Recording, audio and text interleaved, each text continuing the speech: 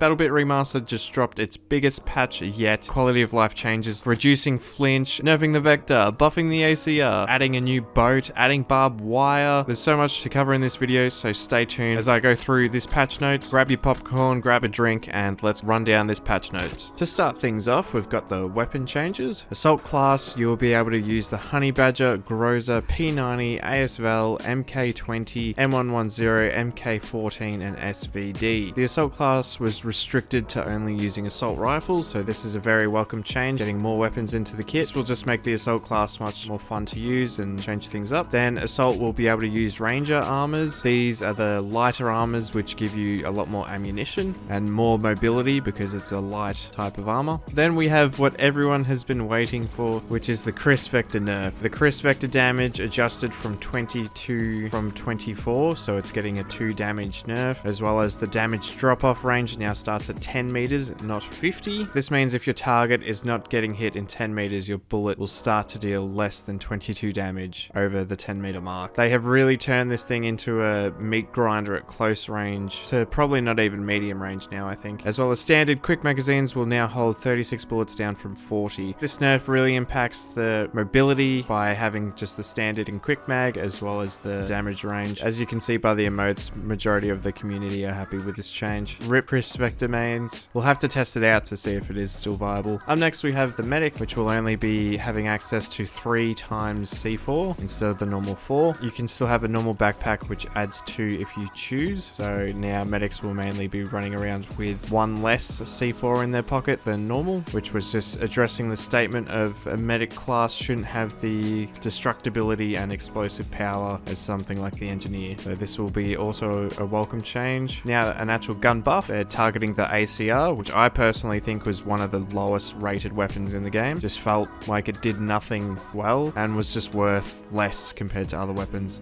in the class. ACR aim down time buffed from 0.25 seconds to 0.21 seconds, so just a faster ADS. ACR player running speed buff from 1.01 to 1.05, so you'll just be able to move a little bit quicker. ACR control reduced from 100 to 105. I don't think that will do fucking anything, as you should watch my gun stack comparison video. ACR damage increased from 25 to 27. This is a welcome change, just giving it a little bit more mobility and quickness on it, as well as some extra damage. I will definitely be trying out the ACR next. And then we've also got another weapon buff, which is the AK-5C. Now they've increased the damage from 30 to 34, so it is in that high 3-shot kill without body armor kill bracket. And the AK-5C vertical recoil is now increased by another 0.2 to compromise for the extra damage, as well as the horizontal is increased by another 0.2. The first shot recoil is reduced from 1.5 to 1.0. I guess buff the recoil or nerf the recoil. I don't know how you want to phrase that. They've increased the recoil, so they've just reduced the first shot kick to compromise for that extra constant recoil. And the 5C's reload speed increased by 12.5%. I'm pretty sure that's making it a bit longer, but I thought it was already long in the first place, so we'll have to see if that is actually increasing or decreasing,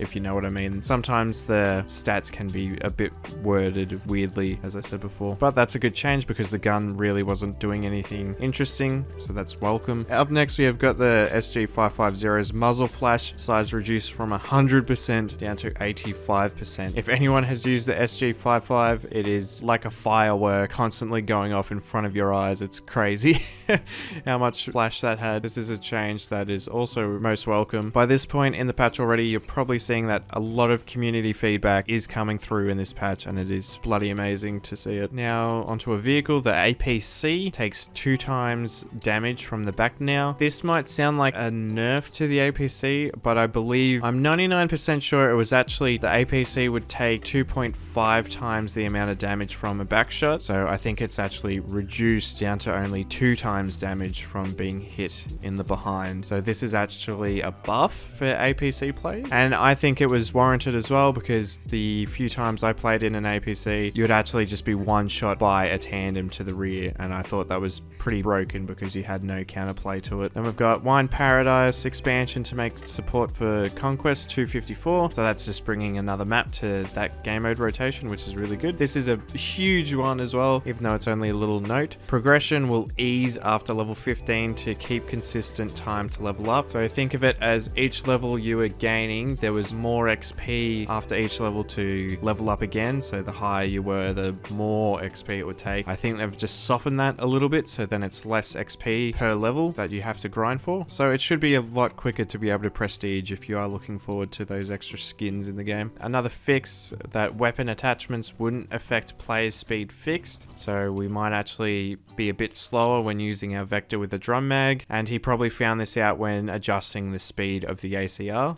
as previously mentioned. Let's see if we're really quick or really slow after this patch, and if you are feeling like that, just double check your attachments to see if you are being slow. That might be the issue. Now, this is probably even bigger mentioned than the Vector being nerfed. It is aim punch / flinch will exponentially scale down based on damage received, instead of pistol on leg and sniper on chest giving the same punch flinch. I think we all need to give Oki so much praise for this patch so far already, but aim punch and flinch was a big issue in the game, and I noticed myself in my gameplay, or you'd be aiming at an enemy, you'd get hit once, your gun is just pinged straight off of where you're aiming. You know, how are you supposed to counterplay that? And you would just lose the gunfight. So this is a massive change, and you should be able to start shooting at players a lot easier now. This just causes less frustration in gameplay, which is a really good change. Also, another banger change, which is game will no longer auto-lock squads when a party member reserves a squad for their party to join. Instead, a non-party member will be forced to change squad with their role. A non-party member will be forced to change squad if the reserve party squad is full while a party member is joining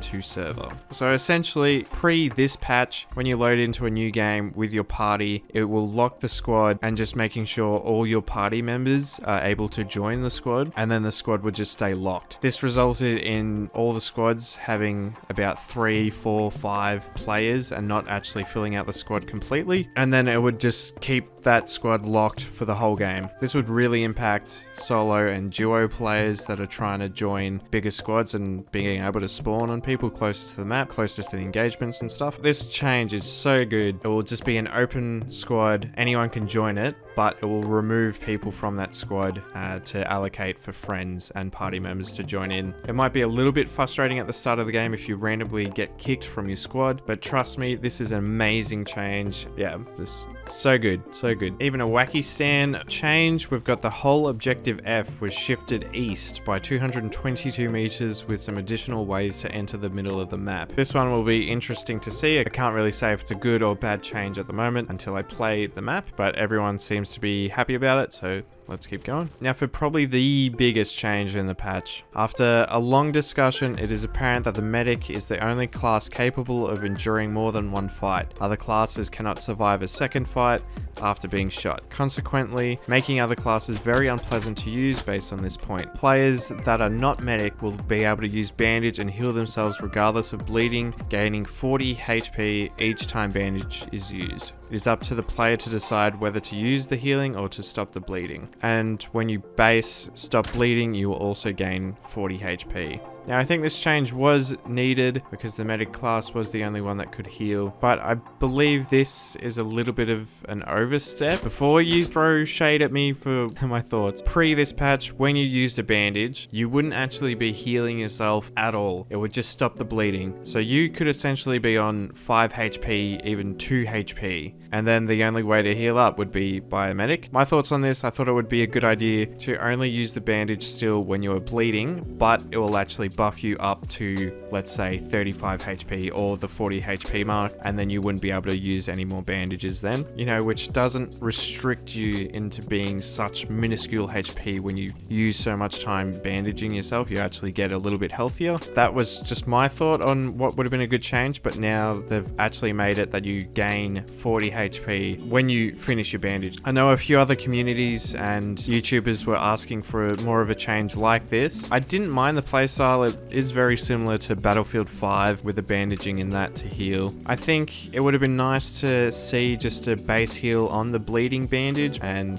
then not being able to, bandage yourself afterwards. And then it still gives medic a lot of room to help the teammates. But now I think this drastically changes it. You will probably see way less medics now running around, as well as everyone can just heal themselves. That's why I think this is the biggest change so far in my time playing BattleBit. This is something really good though, which is addition to the healing change, you cannot heal other players by bandaging. That remains as the same as before.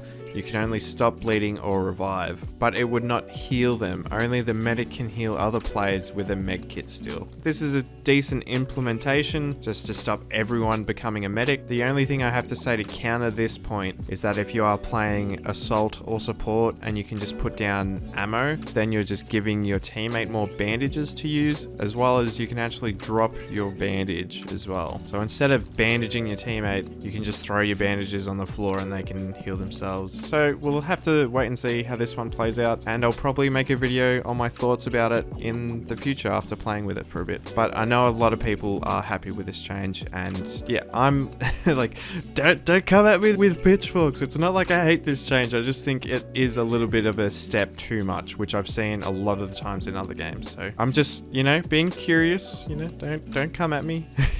Up next we have district rework integration with Capture the Flag. So that district change should be coming out soon. It is not confirmed in this patch as of yet, but there is probably still a few hours in between the upload of this video and the final note. So if there are any extra notes, I'll be sure to pin them in the comment section below that I didn't cover in this video. Salhan tank removed until exploits with tanks will be fixed to not let them climb the cliffs, and CTF maps added safe zones for teams. So a really good update for Capture the Flag game mode here. I'm pretty happy about this next one. I'm pretty sure I pointed this one out to Oki first. In the testing of the Capture the Flag game mode, I noticed that I was breaking a wall and bricks weren't flying out. So this is a change fixing that, with bricks not spawning when walls destroyed fixed. So I'm pretty happy about that one.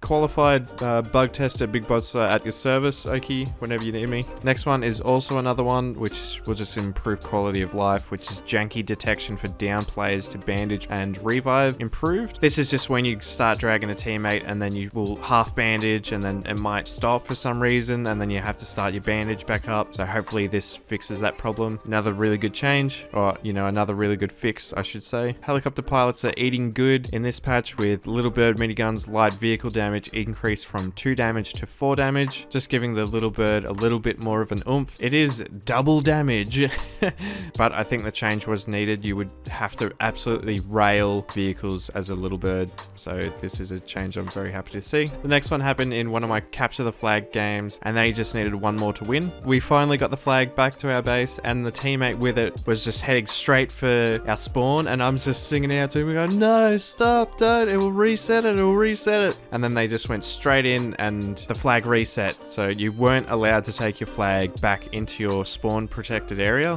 It would just reset it back to the enemy's base, and that caused the enemy to win. And I was like, fuck, man.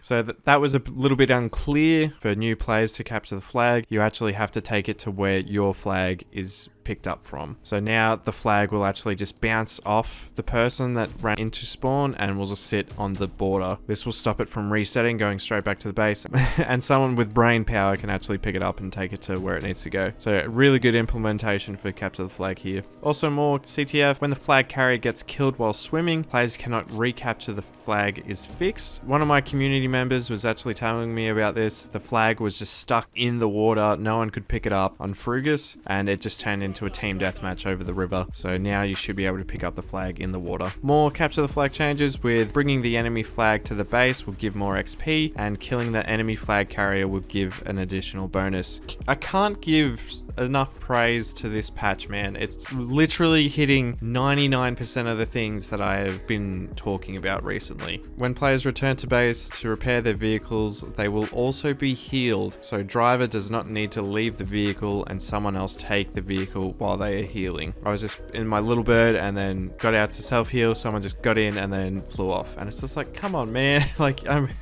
standing right next to it. Even for a transport helicopter, this one, having your full team, it just stops the whole mess around. Oh, quick swap seats while I hop out and get healed and then you switch back. It's just makes it so much easier. Thank you so much for this change. This is one that I was really looking forward to. And now we've got a bit of a sad one for the engineer players. Enemy transport boat vehicles will no longer give XP and points when they are destroyed. So if you saw an empty Humvee or whatever, you used to be able to blow it up and get some free XP. That's not the case anymore. You won't get any. As well as on top of the destroying vehicles, destroying enemy vehicles will give different amount of XP instead of all being the same. This counts for at least one enemy being inside that vehicle. Another banger, destroying enemy C4 mine / claymore will give a hit marker and additional XP. Oh, this is what we needed. So now you'll actually get a hit marker when you're destroying a claymore. Feel like you're not hitting it and you'd shoot it again. So maybe they need 2 shots. No one knows. You just thought it was janky hit detection. As well as now you actually get rewarded now for blowing up the claymore. Also, when a player shoots a mine / C4 claymore, the shooter will take ownership for the explosion as if they owned the mine claymore. Players will not longer be able to place mine claymore underwater as well. This change is to stop people from seeing claymores or mines and then waiting for your teammates to run up next to it. Your teammate might spot it, go, oh shit, dodge it, and then you'll have a teammate which will fucking run into it and blow it up themselves or shoot at it, and then the guy next to the mine will die. And then you get free revive points by picking him back up. It was so silly. But this is a really good change. Just stops the friendly fire of clearing out enemy mines. Really good change here. Now, engineer players were sad about the XP nerf for vehicles, but this is where you need to listen, because engineers will get 2.5 times XP from destroying vehicles. This gives high priority for vehicle destruction as engineer players, as all vehicles will give you 2.5 times the amount of XP as an engineer player. This is such a good change, giving more determination for engineers to make it their priority to take out vehicles. Really like this change. Another one which I was actually calling out for, which is interactable detection, is improved. Before you had to look exactly to the object to interact with it. Now it will be like a radius. Commonly faced with unable to get into helicopters easily because you exactly had to look onto a solid part of it. So I didn't know you had to actually look at a solid part of the helicopter. I'd always walk up to it and be like, I can't get into this fucking thing. Let me into the helicopter, man. Just another really good quality of life change here. Also, another massive game changer coming to BattleBit is barbed wire. Barbed wire is only usable by engineer and support players, but this just gives those two classes an additional role. It will definitely slow down the pace of running gunners because they have to be very careful now with mines, claymores, and now barbed wire to stop them in their tracks. I think a lot more of the casual players will appreciate this one. I like it because it adds more in-depth gameplay to the game. I want to see how the barbed wire plays out, because adding more systems and more gameplay elements to the game and giving more of an immersion, I think that's a really good thing. I just want to see how annoying. This one will be interesting to play around with. I'm keen to jump in and see how we go with it. And last but not least, another big banger, the RCB90 is added into the game. This is the new sea transport vehicle. Oki has a comment saying currently this is pretty much a copy of the APC but sea vehicle. However, it's subject to change in the future. I'm assuming the captain will have the control of aiming where you're driving as well as the gun, seeing that that's how the APC operates, and will most likely be a transport vehicle where you can't get shot out of. There is windows here, so maybe with the captain can get shot at, and I hope to see the boat fully chocked with all passengers to see what that looks like. And with Oki's note saying that this is subject to change in the future. Right now, just from this point of view, I haven't used it or anything. I was expecting more of a team vehicle, something like the transport helicopter with a pilot and then your gunners. I think that's always a good fun gameplay mechanic, is having, you know, squatting up with your friends, and that's something that you can do together. But we'll see how it plays out, and I'll have my thoughts on it in another video. Sheesh, that was a big patch. So many good changes in amongst this one. There's not really much I can say negatively about it. I'm not too sure when the new weapons are being implemented. As I said before, this is recording about 6 p.m. I think my favorite thing to see here is the new boat, as well as the healing change when you're in the vehicles in your base. Really appreciate that one. Let me know in the comments below what you guys think of this patch note, as well as the fix or change that you've been wanting the most. I won't talk for too long because this video will already be a massive one. If you like this video, please give it a like, as it helps me out with the YouTube algorithm, and you can one-up that by hitting that subscribe button for more upcoming BattleBit content and coverage. Thank you so much for watching, guys, and I'll catch you in the next one. Big Monster!